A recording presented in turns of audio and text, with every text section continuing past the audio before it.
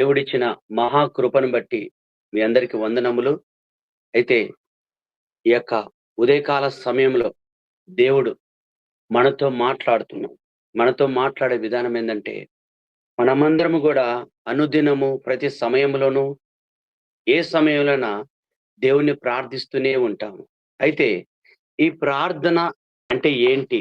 అసలు ప్రార్థన ఏ విధంగా చేయాలి? ఎలా చేయాలి? ఏ విధంగా దేవుణ్ణి మొరపెట్టుకోవాలి? ఏ విధంగా దేవుణ్ణి ఆరాధించాలి? అనేది ఈరోజు దేవుడు మనతో మాట్లాడబోతున్నాడు. అయితే ఈ యొక్క వాక్యానికెళ్ళే ముందు నేనొక చిన్న చరణము పాడతానండి. మీరు పర్మిషన్ ఇస్తే. అన్న పాడండి అన్న, పాడండి అన్న. ఇంతకాలంగా క్షేమముగా ఉన్నామంటే నీ కృపయే కదా యేసయ్యా. ఇంతకాలంగా క్షేమముగా ఉన్నామంటే నీ కృపయే కదా యేసయ్యా. నా బలము కాదయ్యా, నా శక్తి కాదయ్యా, నీ చల్లని చూపేనా యేసయ్యా. నా బలము కాదయ్యా, నా శక్తి కాదయ్యా, నీ చల్లని చూపేనా యేసయ్యా. నీకే ఆరాధన, నీకే ఆలాపన, స్తుతి ఆరాధన చేసేదా.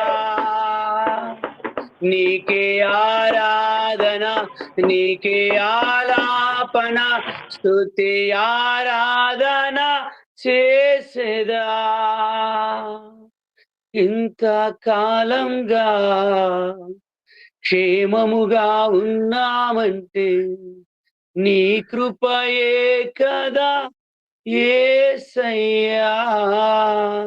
ఆమేన్. థాంక్యూ. అయితే దేవుడు ఈ ఉదయకాల సమయంలో ప్రార్థన అంటే మనందరికీ తెలిసిన విషయమే. ప్రార్థన అంటే దేవుడు మనతో మాట్లాడము, మనము దేవునితో మాట్లాడము. అయితే ఈ ప్రార్థననే గ్రీకు భాషలో దీన్ని ప్రసూయికే అని అంటారు. అంటే ఈ ప్రసూయికే అంటే అర్థం ఏందంటే, సృష్టికర్త అయినటువంటి దేవుడితో సృష్టించబడిన వ్యక్తి మాట్లాడే సందర్భాన్ని ప్రార్థన అంటారు. ఇప్పుడు ప్రతి విషయాన్ని బట్టి, ప్రతి దాన్ని బట్టి మనము ప్రార్థన చేస్తాం. అంటే మనం సృష్టించిన కర్త అయినటువంటి దేవునితో మనము సృష్టించబడ్డాం కాబట్టి ఆయనతో మాట్లాడే దాన్ని ప్రార్థన అంటారు. అయితే ఈ ప్రార్థన 2 విధాలుగా చెప్పొచ్చు. ఒకటి శక్తివంతమైన ప్రార్థనగా చెప్పొచ్చు. బహుశక్తివంతమైన ప్రార్థనగా చెప్పొచ్చు. శక్తివంతమైన ప్రార్థన అయితే అనుదినము మనం ప్రార్థన చేస్తూనే ఉంటాము. దేవునికి మొరపెట్టుకుంటున్నాము. దేవుని స్తుతులు చెల్లిస్తున్నాం. మన అవసరతలు అక్కడ. అయితే ఉపవాస ప్రార్థన అనేది బహుశక్తివంతమైనది. ఎలా అంటే ఉపవాసముతో మనము అన్నిటి మానివేసి దేవుని దగ్గర కూర్చొని, అయ్యా నా స్థితి ఇది, నా ప్రార్థన ఇది, నా తలంపులివి, నా ఆలోచనలివి అని చెప్పేసి ఉపవాసముతో దేవుని దగ్గర మొరపెట్టుకొని దేవుని స్తుతిస్తే ఆయన మన దగ్గరకొచ్చి మన ప్రార్థనకు త్వరగా జవాబు వస్తది. యేసన్న గారు కూడా ఒక మాట అంటాడు, దయ్యాలు వెళ్ళగొట్టాలన్నా అపవిత్రాలు వెళ్ళగొట్టాలి, ఉపవాసం ఉండి ప్రార్థన చేస్తే ఎటువంటి దురాత్మల శక్తులు దయములైన కూడా వెళ్ళగొట్టబడతాయని చెప్పేసి మన పితృడైన హోసన్న గారు చెప్తారు. అయితే ఈ ఉపవాస ప్రార్థన గురించి మనం ప్రాముఖ్యంగా ఏందంటే, మనం చాలా జాగ్రత్తగా దేవుని స్తుతించుకుంటూ, ఆరాధించుకుంటూ పోతాం. అయితే ఈ ప్రార్థన మనం ముఖ్యంగా ప్రార్థన గురించి మనం ధ్యానించబోతున్నాం కాబట్టి, ప్రార్థన అనేది ఒక 5 అంశాలుగా మనము నేర్చుకోవచ్చు. ఎందుకంటే మనమందరం ప్రార్థన చాలా రకాలుగా చేస్తాము. ఎందుకు మన ప్రార్థన ఆలకించాడు, ఎందుకు మన ప్రార్థనకి జవాబొస్తాయి. కొంతమంది ప్రార్థన చేస్తే జవాబులొస్తున్నాయి. కొంతమందికి ప్రార్థన చేస్తే జవాబులు రావట్లేదు. ఎందుకు ఆ ప్రార్థనలకు జవాబుట్లేదు అనుకుంటాం. కొంతమంది ప్రార్థన చేస్తే జవాబులొస్తున్నాయి. మనకు చేస్తే ఎందుకు ప్రార్థనకు జవాబు రావట్లేదు. అయితే ముందు మనం ఎక్కడి నుంచి మనం మొదలుపెట్టాలి? ఎందుకు మన ప్రార్థనలకు జవాబు రావటం లేదనంటే, మనం మొట్టమొదటిగా 5 ప్రార్థన విషయాల గురించి మనము ఈరోజు దేవుడు మనతో మాట్లాడుతున్నాడు. మొట్టమొదటి ప్రార్థన పశ్చాత్తాప ప్రార్థన. రెండవ ప్రార్థన స్తుతి ఆరాధన ప్రార్థన. మూడవది కృతజ్ఞత ప్రార్థన. నాలుగవది విజ్ఞాపన ప్రార్థన. ఐదవది యాచన, ప్రార్థన. ఈ 5 అంశాల గురించి మనము ఈరోజు దేవుడు మనతో మాట్లాడబోతున్నాడు. అయితే ఈ పశ్చాత్తాప ప్రార్థన అంటే ఏంటి? అయితే మనము అనుదినము దేవుని దగ్గరికెళ్తున్నాము. దేవుని స్తుతిస్తున్నాము, దేవుని ఆరాధిస్తున్నాము అయితున్నాం. అయితే యాకోబు పత్రిక 3వ అధ్యాయం 2వ వచనంలో ఏమంటాడంటే, మనము అనేక విషయంలోను మనమందరము తప్పిపోచున్నాము కాబట్టి అనుదినం ఆయన దగ్గరికి వెళ్ళేసి ఆయనకు ప్రార్థన చేయాలి. అయ్యా! నేను ఈ లోకంలో జీవిస్తున్నాను. ఈ లోకంలో బ్రతుకుతున్నాను. ఎన్నో శోధనలు, ఇబ్బందులు ఎన్నో వస్తున్నాయి. వాటి నుంచి నేను బయటపడాలి. నాకు సహాయం చేయమని ప్రార్థన చేయడానికి ముందుకొస్తాం. అయితే ఈ ప్రార్థన చేసే ముందు మన హృదయాలను పరీక్షించుకోవాలి. మన తలంపులను పరీక్షించుకోవాలి. మన వ్యక్తిగత జీవితం ఎలా ఉంది? దేవుని దగ్గరికెళ్తున్నప్పుడు ఆయనకు మనకు ఎటువంటి అడ్డు ఆటంకాలు ఉండకూడదు. అడ్డు ఆటంకాలంటే పాపము గాని, దోషము గాని, చెడు తలంపులు గాని, చెడు ఆలోచనలు గాని, అవిధేయత గాని ఏవి గూడా అడ్డు కనపడకూడదు ఆయనకి. ఎందుకంటే ఆ అడ్డు అనేది కనపడితే మనం ప్రార్థన చేస్తున్నప్పుడు దేవుడికి వినపడదు. ఎందుకంటే దేవుడు అంటాడు, హృదయ శుద్ధి గలవారు ధన్యులు అంటున్నాడు. ఎప్పుడైతే మన మనస్సు గాని, హృదయం గాని మంచిగా ఉంటదో, ఎటువంటి కల్మషము, కపటము లేకుండా ఉంటదో, అప్పుడు మన దేవుని దగ్గరికొచ్చి మొరపెట్టుకున్నప్పుడు మన ప్రార్థన ఆలకిచ్చాడు. అందుకే యెషయా గ్రంథము 59, 1, 2 వచనంలో ఒక మాట అంటాడు. అక్కడ మీ దోషములను మీకును దేవుడికి అడ్డముగా వచ్చెను. మీ పాపములో ఆయన ముఖమును మీకు మరుగుపరచెను గనుక ఆయన ఆలకింపక ఉన్నాడు. ఎందుకు మన ప్రార్థనలకు జవాబు రావట్లేదు? ఎందుకు మన ప్రార్థనలకు విజయం రావట్లేదు? ఎందుకు మనకి ఎక్కువ ఇలా ఉంటున్నామని మాట్లాడితే యెషయా గ్రంథం ద్వారా మనతో మాట్లాడుతున్నాడు.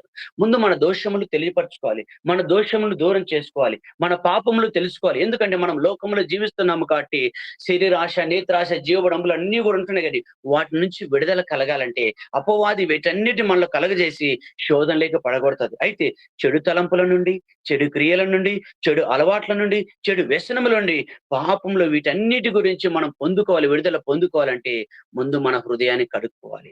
మన మనస్సును కడుక్కోవాలి. మన అవిధేయతను తీసివేసుకోవాలి. అయ్యా! నీకు ఆయాసకరం అనేది ఏదైనా ఉందేమో నాలో నుంచి తీసివేయి. నేను నీతో మాట్లాడాలనుకుంటున్నాను. నిన్ను స్తుతించాలనుకుంటున్నాను. నిన్ను ఘనపరచాలనుకుంటున్నానయ్యా. నీతోనే మాట్లాడాలనుకుంటున్నానయ్యా. నీ రెక్కల కింద ఉండాలంటున్నానయ్యా. నీతోనే మాట్లాడాలనుకుంటున్నానయ్యా అని ఎప్పుడైతే నువ్వు దేవుని దగ్గరకొచ్చి పశ్చాత్తాపడుతూ నీవు దేవుని మొరపెట్టుకుంటే దేవుడు నీ ప్రార్థన ఆలకింపక ఉండడం అనేది అస్సలకు ఉండనే ఉండదు. దావీదు రాజు అంటాడు, నేను శ్రమలో ఉండి నేను యెహోవాకు మొరపెట్టింది ఆయన ఆలయంలో ఆకాశంలో ఉండి ఆయన పరలోక రాజ్యుడు నా ప్రార్థన ఆలకించి ఉన్నాడు. ఎందుకు దావీదు ప్రార్థన ఆలకిస్తున్నాడు? ఎందుకు మోషే ప్రార్థన ఆలకించాడు? ఎందుకు యెహోషువ ప్రార్థన ఆలకించాడు? ఎందుకు దానియేలు ప్రార్థన ఎంతో మంది గొప్ప గొప్ప ప్రవక్తలు గాని, రాజులు గాని వీరందరూ ప్రార్థన ఆలకించండి. వారి హృదయాలను శుద్ధి చేసుకున్నారు. దేవుని దగ్గరికి వచ్చి వాళ్ళు పశ్చాత్తాపడ్డారు. ప్రభువా, నేను నీకు లోబడి జీవించలేకపోయాను ఇన్ని రోజులు. నేను నీతో మాట్లాడలేకపోయాను. ఇప్పుడైతే నీకు దగ్గరగా బ్రతుకుతాను. నీతో జీవిస్తాను. నాలో ఉన్న కల్మషం తీసేయండి అయ్యా. నాలో ఉన్న అవిధేయతను తీసుకయ్యా. నీకు నమ్మకంగా బ్రతుకుతానయ్యా. నీకు అడ్డంగా నా దోషములు, పాపం ఏవైనా కూడా తీసివేయండి అని చెప్పేసి దేవుని దగ్గరికి వచ్చి ఎప్పుడైతే మొరపెట్టుకుంటావో దేవుడు నీ ప్రార్థన ఆలకించటానికి సిద్ధముగా ఉంటాడు. ప్రార్థన చేస్తున్న మనము, సేవకులమైన మనము, సువార్థికులమైన మనం, విశ్వాసులు ఎవ్వరమైనా గాని ఆయన పాదాల దగ్గరికి వచ్చినప్పుడు, ఆయన సన్నిధి దగ్గరికి వచ్చినప్పుడు మొట్టమొదట మన హృదయాన్ని పరీక్షించుకోవాలి. మన మనసును పరీక్షించుకోవాలి. మన జీవితాన్ని పరీక్షించుకోవాలి. ఎప్పుడైతే ఇవి మనం పరీక్షించుకొని ఆయన దగ్గరికి వచ్చి మొరపెట్టుకుంటామో దేవుడు మన ప్రార్థన ఆలకిస్తాడు. అందుకంటాడు కదా యెషయా గ్రంథం 1, 2 రక్షింప నేరక యుండునట్లు నీ యెహోవా హస్తము కొరచ కాలేదు, విననేరక యుండునట్లు ఆయన చెవులు మందము కాలేదు. ఎందుకు ఆ మాట అంటున్నాడు? మనలో దోషములు ఉన్నాయి, మనలో పాపములు ఉన్నాయి. మీరు ప్రార్థన చేస్తున్నారు, నేను వింటాను. కానీ నీకు నాకు మధ్య ఏమొస్తున్నాయి? దోషములు వస్తున్నాయి, పాపములు వస్తున్నాయి, మీ అవిధేయత వస్తుంది, మీలో ఉన్న గర్వం వస్తుంది, మీలో గొప్పతనాలు వస్తున్నాయి. అవి కాదు నాకు కావాల్సింది. నాకు చాలా నిర్మలమైన మనసు, నిస్వార్థమైన మనస్సు, హృదయం నాకు ఎప్పుడైతే ఇస్తారో అప్పుడు నేను మీ ప్రార్థన ఆలకిస్తానంటున్నాడు. కీర్తన 34:17 కూడా అంటాడు, నీతిమంతులు మొరపెట్టగా యెహోవా ఆలకించును అంటున్నాడు. నీతిమంతులు ఎవరు? ఆయన యందు భయభక్తులు కలిగి జీవించిన వారు, ఆయనతో నడిచేవారు, ఆయన యందు విశ్వాసం ఉంచేవారు, ఆయనకు లోబడేవారు. అటువంటి ప్రార్థన దేవుడు తప్పకుండా ఆలకిస్తాడు. కాబట్టి ఈ పశ్చాత్తాప ప్రార్థన అనేది మనందరి జీవితాల్లో చాలా ప్రాముఖ్యమైనది. పశ్చాత్తాప ప్రార్థన లేని జీవితం మనం ఎన్ని గంటలు చేసినా, ఎన్ని ఉపవాసాలు చేసినా, నువ్వు తరాలు తరబడి నడిమి ప్రార్థన చేసినా కూడా నీ ప్రార్థనకు జవాబు రావటం లేదంటే, ముందు నీలో ఉన్న అవిధేయతను తెలుసుకోవాలి. నీలో ఉన్న లోపాలను తెలుసుకోవాలి. నీలో ఉన్న పాపాలను తెలుసుకోవాలి. అవన్నీ కడిగివేసి, అవన్నీ పశ్చాత్తాపడి దేవుని దగ్గరికి మొరపెట్టుకుంటే, దేవుడు అద్భుతంగా నీతో నువ్వు చేసే ప్రతి ప్రార్థనకు దేవుడు జవాబిస్తాడు. కారణం ఏంటి? ముందు మనది అవిధేయత తెలుసుకోవాలి. మనలో ఉన్న పాపాలను తెలుసుకోకుండా మనము గంటల తరబడి ప్రార్థన చేస్తే ప్రార్థనలకు జవాబు రాదు. అంటున్నాడు కదా యాకోబు పత్రిక 3:2 మనం అనేక విషయంలో తప్పిపోతున్నాము కాబట్టి తప్పకుండా అనుదినము వాటి గురించి ప్రార్థన చేయాలి. అందుకే మనందరి జీవితాలలో పశ్చాత్తాప ప్రార్థన అనేది చాలా ముఖ్యమైనది, ప్రాముఖ్యమైనది. ఆయన పాదాల దగ్గరికి వచ్చి ఉన్నామంటే, ఆయన సన్నిధికి వచ్చి ఉన్నామంటే, ముందు మనము పశ్చాత్తాపంతో ప్రార్థన చేసి ఆయనకు స్తుతులు చెల్లించాలి. రెండవ ప్రార్థన స్తుతి ఆరాధన ప్రార్థన. ఈ స్తుతి ఆరాధన ప్రార్థన యోహాను 4:24 అంటాడు, ఆయనను ఆరాధించువారు ఆత్మతోనూ సత్యముతోనూ ఆరాధించాలి. ఎలా ఆరాధించాలంటున్నాడు? ఆత్మతోనూ సత్యముతోనూ. శరీరంతో కాదు దేవుడు అడుగుతున్నది ఆరాధించమని. శరీరంతో నన్ను స్తుతించని అని అడగట్లేదు. శరీరంతో నన్ను గణపరచనని అడగట్లేదు. కానీ ఆత్మతో పూర్ణులై ఆత్మతో ఆయనను ఆరాధించాలి. ఎలా ఆరాధించాలంటే ఆత్మతో ఆరాధించాలి.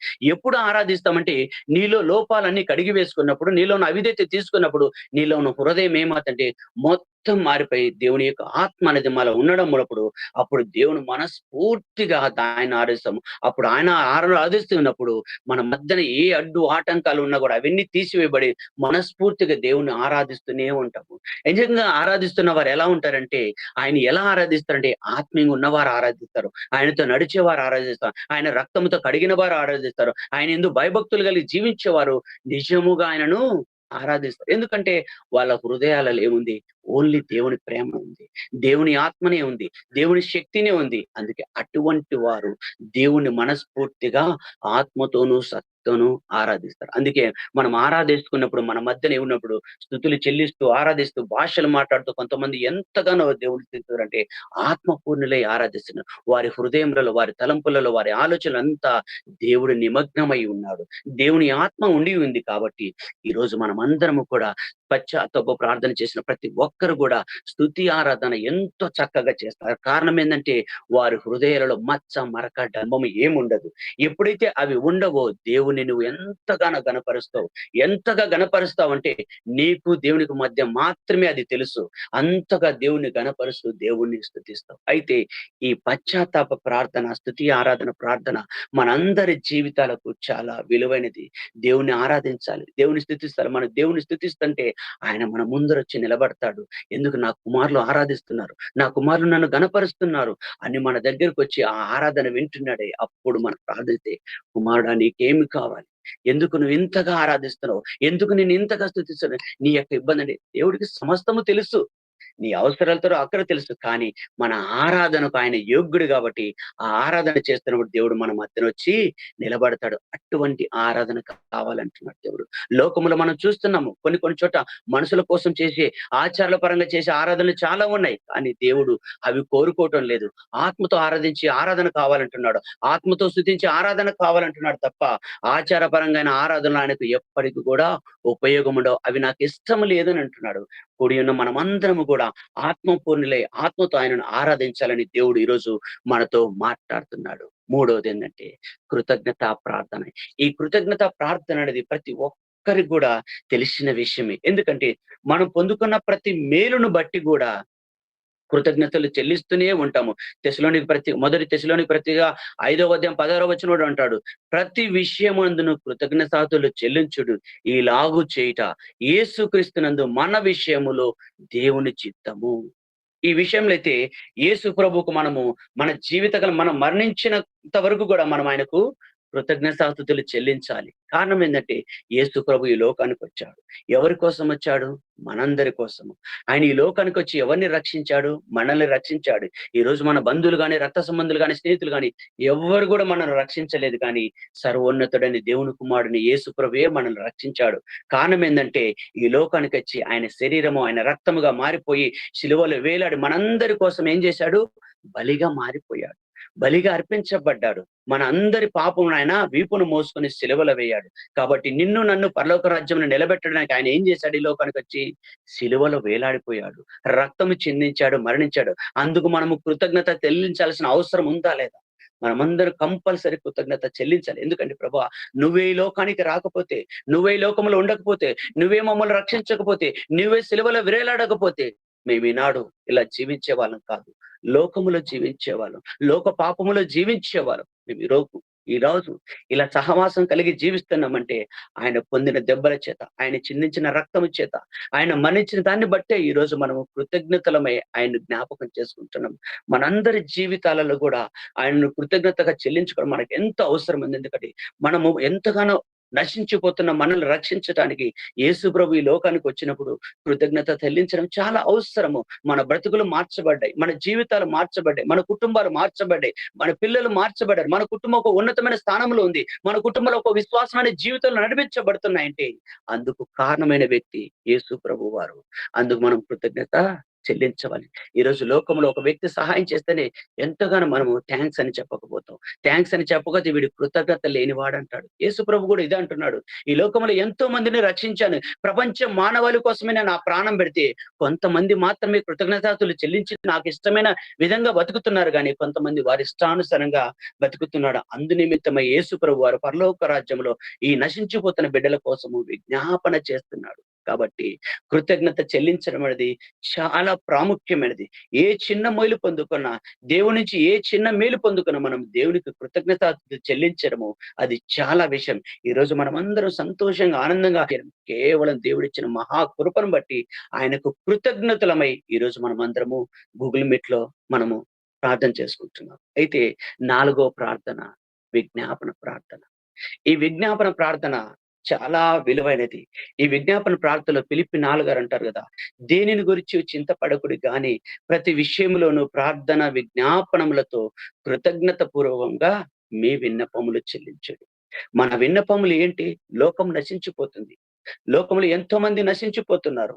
అది ఆయన చిత్తము కాదు. ప్రతి ఒక్కరు దేవుని రాజ్యానికి రావాలని, ప్రతి ఒక్కరు దేవుని సన్నిధిలో నిలబడాలని, ప్రతి ఒక్కరు ఆయనతో సహవాసం జీవించాలని, ప్రతి ఒక్కరు ఆయనతో ఉండాలని చెప్పేసి దేవుడు ఆశపడుతున్నాడు. కానీ లోకములో ఉంచిన మనము కూడా ఈ లోకములు నశించిపోతున్న బిడ్డల కోసం అందరం కూడా భారముగా ప్రార్థించాలి. అయితే రోమాపత్రిక 1:10 అంటాడు, అపోస్తలుడైన పౌలు గారు రోమాతో మాట్లాడు, నా ప్రార్థనల యందు ఎల్లప్పుడూ ఆయనను బతిమాలు కొనుచున్నాను అంటున్నాడు.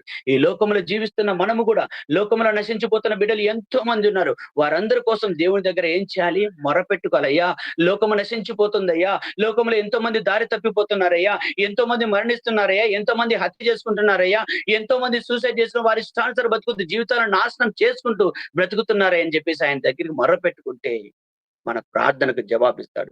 మన ప్రార్థనకు జవాబు రాయాలంటే ఏం రావాలి? పశ్చాత్తాప ప్రార్థన కావాలి. మన ప్రార్థనకు జవాబు రావాలంటే పశ్చాత్తాపమైన జీవితం కావాలి. మన ప్రార్థనలకు విజయం రావాలంటే పశ్చాత్తాప ప్రార్థన చాలా అవసరం. నువ్వు ఎలా స్తుతించినా, ఎన్ని విజ్ఞాపన చేసినా, ఎన్ని కన్నీటి ప్రార్థన చేసినా, నీ మనసు గాని మనిషిగా మనసు లేకపోతే, నీ మనసు గాని శుద్ధ హృదయం లేకపోతే, నీ మనసు గాని నిష్కాపటం లేకుండా ఉంటే దేవుడు ఎలా ఆరాధిస్తాడు? దేవుడు ఎలా నీ ప్రార్థన వింటాడు? కాబట్టి అంటాడు కదా కీర్తన 145:18 నిజముగా మొరపట్టు వారికి యెహోవా సమీపంగా ఉన్నాడు. మనం ప్రార్థన చేస్తున్నాం, ఈ గూగుల్ మీట్ లో ప్రార్థన చేస్తున్నాం, వాక్యం మాట ఆరాధన చేసుకుని ఎంతగానో దేవుని స్తుతిస్తున్నాము. మనందరి ఆశ ఒకటే, దేవుని పని కోసమై వాడబడుతున్నాము. మనందరి ఆశ ఒకటే, దేవుని ఆరాధించాలి. మనందరి ఆశ ఈ లోకంలో ప్రతి ఒక్క బిడ్డ కోసము ప్రార్థించాలని దేవుడు మన ఈ లోకమును ఇచ్చాడు. అందుకే మనం అందరం ఏం చేయాలి? విజ్ఞాపనతో ప్రార్థన చేయాలి. విజ్ఞాపనతో కృతజ్ఞత చెల్లించాలని ప్రార్థన చేస్తే దేవుడు మన ప్రార్థన ఆలకిస్తాడు. కాబట్టి తన యందు భయభక్తులు వారి కోరిక ఆయన నెరవేర్చిన. మన కోరిక ఏంటి? నశించిపోతున్న బిడ్డలను రక్షించటానికి. ఈ లోకంలో ఎంతో మంది దొంగలు ఉన్నారు, వారి యందు వారు మార్చబడి దేవుని సన్నిధిని నడిపించడానికి మనము ప్రార్థన చేయాలి. మన కోరిక ఒకటే, మన అవసరతలు, మన అక్రతలన్నీ దేవుడు తానే చూసుకుంటాడు, మనం అడగాల్సిన అవసరం లేదు.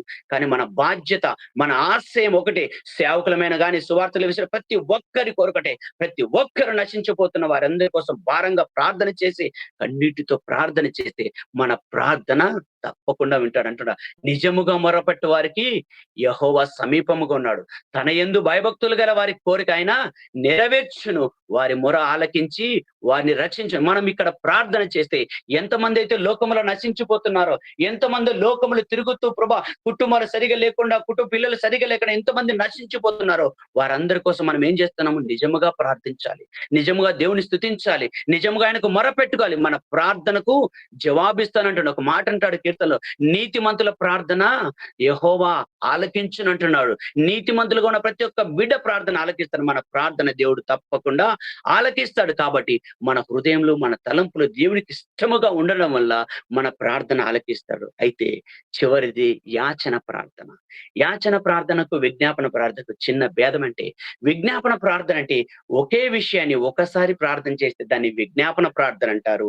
అదే ఒకే విషయాన్ని అనేక మార్లు ప్రార్థన చేస్తే దాన్ని యాచన ప్రార్థన అంటారు. ఈ యాచన ప్రార్థన అనేది మనమందరము కూడా చాలా సార్లు చేస్తాము. ఈ యాచన ప్రార్థన ఎలాంటి, ఒక విషయాన్ని మనం పొందుకోవాలంటే కన్నీటితోనూ ఎన్ని సార్లైనా ప్రార్థన చేస్తూనే ఉంటాము. ఎందుకు? మారాలి, ఆ బిడ్డ మారాలి. ఆ బిడ్డ మారేంత వరకు ప్రార్థన చేస్తారు. ఆ కుటుంబం మారేంత వరకు ప్రార్థన చేస్తున్నారు. రాజుల కొరకు, అధికారుల కొరకు మనం ప్రార్థన చేస్తూనే ఉండాలి. కారణం ఏంటి? యాచన చేయాలి. ఒకవైపు విజ్ఞాపన, ఒకవైపు యాచన చేస్తుంటే దేవుడు మన ప్రార్థన ఆలకించి దేవుడు తప్పకుండా విజయం ఇస్తాడు. అంటాడు కదా, తిమోతిలో రాసిన మొదటి పత్రిక 1వ అధ్యాయము 2-3 వచనం అంటాడు, అన్నిటికంటే ముఖ్యముగా మనుషులందరి కొరకును, రాజుల కొరకును, అధికారుల కొరకును విశ్వాసముతోను ప్రార్థనలు యాచనలుగా కృతజ్ఞతాస్తుతులు చేయవారిని హెచ్చరించేదని అంటున్నాడు. మనల్ని దేవుడు హెచ్చరిస్తున్నాడు. మన భారము, మన ఆశ ఒకటి. ఏది మనం చేయాల్సింది? ఈ యొక్క ప్రార్థనలో మనం నేర్చుకోవాల్సిన విషయాలు ఏంటంటే, పశ్చాత్తాప ప్రార్థన ఉండాలి, స్తుతి ఆరాధన ప్రార్థన ఉండాలి, కృతజ్ఞత ప్రార్థన ఉండాలి, విజ్ఞాపన ప్రార్థన ఉండాలి, యాచన ప్రార్థన. ఈ 5 ప్రార్థనలు మనకు చాలా, మన జీవితాల్లో చాలా ప్రాముఖ్యమైనవి. కొందరు అంటారు ప్రార్థన ఎలానైనా చేయొచ్చు కదా, ఇలానే చేయాలని రూల్ లేదు. ఇలా చేయాలి, ఎలానైనా చేయొచ్చు. దేవుడు ఎలా ప్రార్థించినా కూడా మన ప్రార్థన ఆలకిస్తాడు. కానీ ముందు మన హృదయాన్ని పరీక్షించుకోవాలి, మన అవిధేయతను తెలుసుకోవాలి. అప్పుడు దేవుని దగ్గరికి వచ్చి మొరపెట్టుకొని ఆ తర్వాత దేవుని స్తుతి ఆరాధన చేయాలి. ఆ తర్వాత కృతజ్ఞతాస్తుతులు చెల్లించి ఆ తర్వాత రాజుల కొరకు అందరి కొరకు విజ్ఞాపన చేయొచ్చు. అలాగే యాచన చేస్తూ కన్నీటితో ప్రార్థన చేస్తే మన ప్రార్థనలకు జవాబులు వస్తాయి. ఇలా గాని నువ్వు గాని నేను గాని మనందరం ఇలా గాని ప్రార్థన చేస్తే దేవుడు తప్పకుండా కూడా మన ప్రార్థన ఆలకిస్తాడు. కాబట్టి ఈ యొక్క ఉదయకాల వేళ సమయంలో మన జీవితాలలో, మన వ్యక్తిగత జీవితాలలో ఎలాంటి ప్రార్థన కలిగి ఉన్నాము? పశ్చాత్తాప ప్రార్థన కలిగి ఉన్నామా? పశ్చాత్తాపంతో దేవుని స్తుతిస్తున్నామా? దేవునికి మహిమకరంగా జీవిస్తున్నామా? మన కుటుంబాలు ఏ విధంగా ఉన్నాయి? దేవునికి ఇష్టముగా బ్రతుకుతున్నామా? అనేక మంది కోసం విజ్ఞాపన చేస్తున్నామా? రాజుల కోసం యాచన చేస్తున్నామా? అధికారుల కోసం కన్నీటితో ప్రార్థన చేస్తున్నామా? మన అవసరాల కోసం కాదు ప్రార్థించాల్సింది, మన అక్కరతల కోసం కాదు ప్రార్థన చేయాల్సింది. దేవుని బిడ్డలు ఎంతమంది అయితే నశించిపోతున్నారో, ఎంతమంది అయితే బలహీనమైపోతున్నారో, ఎంతమంది అయితే చెదిరిపోతున్నారో, ఎంతమంది విరిగిపోతున్నారో, దేవుని సంఘానికి వస్తున్నా కూడా ఇంకా లోకాసులపై బతుకుతున్నారు. వాళ్ళందరూ దేవుని సన్నిధికి నడిపించబడాలి. వాళ్ళందరూ పరిపూర్ణంగా సమర్పించుకోవాలి.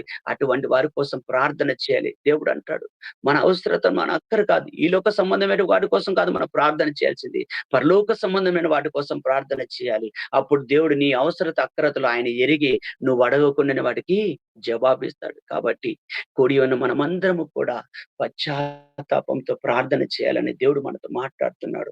మన అవసరతలు, అక్కరలు తీర్చువాడాయనే, మన ఇబ్బందులు ఇరుకటం నుండి విడుదల కలగజేయవాడాయనే.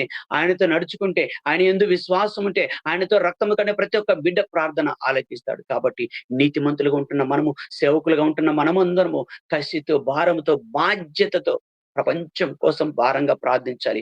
ప్రపంచంలో ప్రతి ఒక్క బిడ్డ కోసం ప్రార్థన చేయాలి. లోకము మంచిగా లేదు, నశించిపోతుంది. అధికారులు కానీ ఎక్కడ పరిచర్య చేస్తున్నా, ఎక్కడ చేస్తున్నా అడ్డు ఆటంకాలు వస్తూనే ఉన్నాయి. వీటన్నిటి నుంచి విడుదల పొందాలంటే మనం మనస్ఫూర్తిగా దేవుని ఆరాధించాలి, మనస్ఫూర్తిగా దేవుని స్తుతించాలి. ఎప్పుడైతే నువ్వు ఇలా ప్రార్థన చేస్తావో దేవుడు తప్పకుండా మన ప్రార్థన ఆలకిస్తాడు. కాబట్టి ఒక్కసారి మన హృదయాలను పరీక్షించుకున్నాము. అనుదినం మనం పశ్చాత్తాపంతో ప్రార్థన చేస్తున్నామా? అనుదినం ఆయనతో ఆత్మతో ఆరాధిస్తున్నామా? అనుదినం ఆయనకు కృతజ్ఞతాస్తుతులు చెల్లిస్తున్నామా? అనేకుల కోసం విజ్ఞాపన చేస్తున్నామా? అనేకుల కోసం కన్నీటి ప్రార్థన చేస్తున్నామా? ఒక్కసారి మన హృదయాలు పరీక్షించుకుందాం. ఒకవేళ మనం అలా చేయకపోతే ఈ దినము నుంచైనా పశ్చాత్తాప కలిగి ప్రార్థన చేస్తాము. దేవునికి మనస్ఫూర్తిగా ఆరాధన చేద్దాము. కృతజ్ఞత కలిగి జీవిద్దాము. ఆయన చేసిన మేలు, ఆయన చేసిన ఎన్నో ఘన కార్యం మన జీవితంలో ఎన్నో మనం అందరం పొంది ఉన్నాము. ఇన్ని పొంది ఉన్న మనమే బాగుపడడం కాదు, మనమే ఆశీర్వదించబడడం కాదు, మన చుట్టుపక్కల ఉన్నవారు ఆశీర్వదించబడాలి. మన చుట్టుపక్కల ఉన్న వాళ్ళు కూడా మన యందు భయభక్తులు కలిగి జీవించి ఆయనకు లోబడి జీవించాలి. కాబట్టి కూడి వచ్చిన మనం అందరము కూడా, ఆయన సన్నిధిలో కూడిన మనమందరము కూడా నశించిపోతున్న ప్రజల కోసము భారముగా ప్రార్థించాలి. ఎందుకంటే దేవుడు త్వరగా రాబోతున్నాడు. ఆయన మన కోసం విజ్ఞాపన చేయుచున్నాడు. మన పరలోకంలోకి రావాలని, ఆయన సన్నిధిలో నిలబడాలి, ఆయనతో సహవాసం చేయాలి. కానీ మనమైతే లోకాశల వైపు, లోక తలంపులకు, లోక కోరికల వైపు తిరుగుతున్నాము. ఎంతో మంది పెద్ద పెద్ద సేవకులు కూడా దారి తప్పిపోయి లోకంలో తిరిగిపోతున్నారు, లోకంలో కలిసిపోతున్నారు. కానీ కూడి ఉన్న మనమందరము అలాంటి స్థితిలో ఉండకూడదు. ఆయనతో గడపాలి, ఆయన సన్నిధిలో ఉండాలి, ఆయనతోనే జీవించాలి. ఆయన కొరకు జీవించి అనేక మంది రక్షణ కొరకు మనము ప్రయాసపడుతూ భారముతో ఆయన సన్నిధిలో మొరపెట్టుదాము. ఆయన కొరకు జీవించుదాము. ఆయన పరిచయం మనమందరము కలిసి ఒక ఉద్యమం లాగా నడిపించుకోవడానికి దేవుడు సహాయం చేయను గాక. దేవుడి చిన్న వాక్యం దీవించును గాక. అన్న చిన్న మాట అన్నా. చెప్పండి. మార్చి నెలలో మేము సువార్త స్టార్ట్ చేశామన్నా. ఒక ఇల్లు రెంట్‌కి తీసుకున్నాము. దేవుని కృప వల్ల ఆరాధనలు, చిన్న సేవకుల మీటింగ్ లాగా ఆల్ నైట్ ప్రేయర్‌లు, ఆరాధనలు అన్నీ జరుగుతున్నాయి. అక్కడ ఒక 2 కుటుంబాలు పరిచయమైనాయి. ఒక కుటుంబం పేరు గిల్బర్ట్ ఫ్యామిలీ. వారి వైఫ్ సలోమి సునీత. ఇంకొక కుటుంబము పౌలు గారు, వాళ్ళ వైఫ్ గారు శాంతిప్రియ. ఇంకా కొన్ని కుటుంబాలున్నాయన్న. అయితే ఆ ఇల్లు ఖాళీ చేయమన్నారు. నేను మనస్ఫూర్తిగా మీ వ్యక్తిగత ప్రార్థనలో ఆ యొక్క చర్చి విషయంలో నూతనముగా తీసుకోవాలని ఆశపడుతున్నాము. అది ప్రాసెస్‌లో ఉంది. అది మా స్థితి కాదు. కానీ దేవుడన్నాడు కదా! యెహోవాకు అసాధ్యమైనది ఏదైనా ఉన్నదంటే ఏది గూడా లేదు. మనకు అసాధ్యము గాని దేవునికి అసాధ్యమైనది లేదు. అయితే ఆ అసాధ్యమైన దాన్ని సాధ్యం గల దేవుణ్ణి మనము కలిగి ఉన్నాము కాబట్టి, ఆయన మనతో ఉన్నాడు కాబట్టి తప్పకుండా కార్యము జరిగిస్తాడనే నమ్మకంతో ఈ పనిని కొనసాగించాము. మీరందరూ గూడా మీ వ్యక్తిగత ప్రార్థనలో ఆ విషయం గురించి జ్ఞాపకం చేసుకుంటారని ఈ చిన్న మనవి. సమయం ఇచ్చిన మీ అందరికీ వాక్యం చెప్పడానికి ఇచ్చిన దేవునికి నేనైతే అయోగ్యుడను మనస్ఫూర్తిగా చెప్తున్నాను. చెప్పే యోగ్యత కూడా లేదు. కానీ దేవుడిచ్చిన మహాకృపను బట్టి, ఇచ్చిన సమయాన్ని బట్టి, విన్న మీ అందరికీ, ఇచ్చిన సమయాన్ని బట్టి మీ అందరికీ దేవుని తరపున వందనాలు చెల్లించుకుంటూ ఈ వాక్యము నేను ముగిస్తున్నాను. Thank you. Amen. Praise the lord. వందనాలన్నా. ఆలోచన దేవుడు సంపరిస్తాడు. ఆమేన్. ఇచ్చాడు. ఈ ధన్యత ఎవరికి ఉండదు, ఆమేన్. బహుశా ఎవరికి ఉండదు. అలాంటిది మనకి 41 బ్యాచ్ లో మనందరికి ఇచ్చాడు. మన ఆమేన్. బిడ్డలు, మన సహోదరులు ఇంకా అందరూ కూడా రావాలని చెప్పి ప్రార్థన కూడా చేయండి. చేద్దాం సార్. చేద్దాం. Thank you very much. Thank you brother. అందరికి thank you. Praise the lord. సత్యార్థన్న